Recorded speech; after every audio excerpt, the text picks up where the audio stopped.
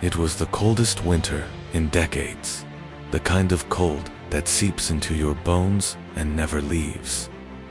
For Emily, it was supposed to be a peaceful retreat, a secluded cabin in the woods, far from the noise of the city. But peace was the last thing she found. Emily had always loved the snow. It was pure, untouched, and quiet. But on her third night in the cabin, she noticed something strange. Outside her window, just at the edge of the tree line, stood a figure. It was tall, impossibly thin, and made entirely of snow.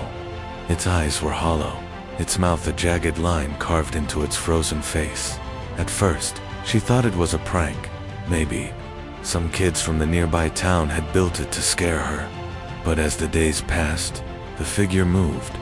Every morning, it was closer. By the fourth day, it was standing just outside her door. She tried to ignore it, told herself it was just her imagination. But that night, she heard it. A faint scratching at the door, like icy fingers dragging across the wood. She froze, her heart pounding in her chest. The scratching grew louder, more insistent, until it became a pounding, a deafening thud that shook the walls. Emily grabbed the fireplace poker and swung the door open, ready to confront whatever was out there. But there was nothing, just the empty, snow-covered porch. Relieved, she closed the door and turned back to the fire. That's when she saw it. The snow figure was inside the cabin, standing in the corner of the room, its hollow eyes fixed on her.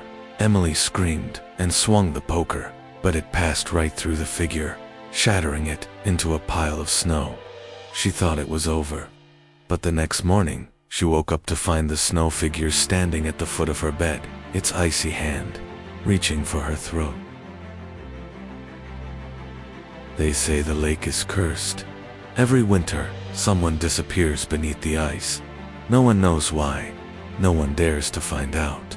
But for Jake and his friends, it was just a dare, a stupid, drunken dare that would cost them everything. It was supposed to be fun.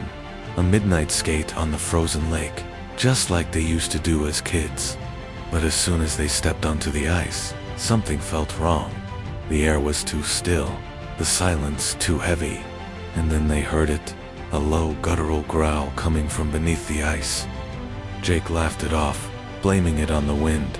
But his friend, Sarah, wasn't so sure. She shone her flashlight down at the ice and gasped.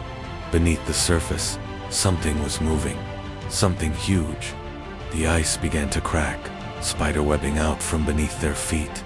They barely made it to shore, their hearts racing, their breath visible in the freezing air. But as they turned back to look at the lake, they saw it, a massive, shadowy figure, rising from the water, its glowing eyes fixed on them. It let out a deafening roar, and the ice shattered, sending a wave of freezing water crashing toward them. They thought they were safe once they reached the cabin, but as they huddled by the fire, they heard it again, the growl, louder this time, coming from outside. Jake peered out the window and saw the creature standing in the snow, its eyes burning like embers. It smiled, revealing rows of jagged teeth, and then it was gone. The next morning, Jake woke up alone. The cabin was empty, the door wide open. He stepped outside and found his friend's footprints leading back to the lake. He followed them, his heart pounding, until he reached the shore. There, in the center of the frozen lake, was a hole in the ice, and floating in the water were his friends' lifeless bodies, their eyes wide with terror. Legends say, the Wendigo roams these mountains, a creature born of hunger and despair. It calls to the lost, the desperate, luring them into the snow where they will never be found. For Mark, the call came on the worst night of his life. He had been driving home when the storm hit. The snow came down so fast, he couldn't see the road. His car skidded off the side of the mountain, leaving him stranded in the freezing cold. With no cell service and no way to call for help, he had no choice but to venture into the storm. The wind was deafening, the cold unbearable. But as he walked, he heard something else, a voice, faint and distant, calling his name. He followed it, desperate for help, until he came to a cave. Inside, he found a fire burning, and a figure sitting in the shadows. The figure beckoned him closer, its voice soothing, almost hypnotic. Mark sat by the fire, grateful for the warmth. But as the hours passed, he began to feel strange. His hunger grew gnawing at his insides until it was all he could think about. The figure leaned closer, its face coming into the light. It was gaunt, almost skeletal, with sunken eyes and sharp, jagged teeth. Mark tried to run, but his body wouldn't obey. The Wendigo's voice filled his mind, urging him to give in to his hunger. He fought it, but the hunger was too strong.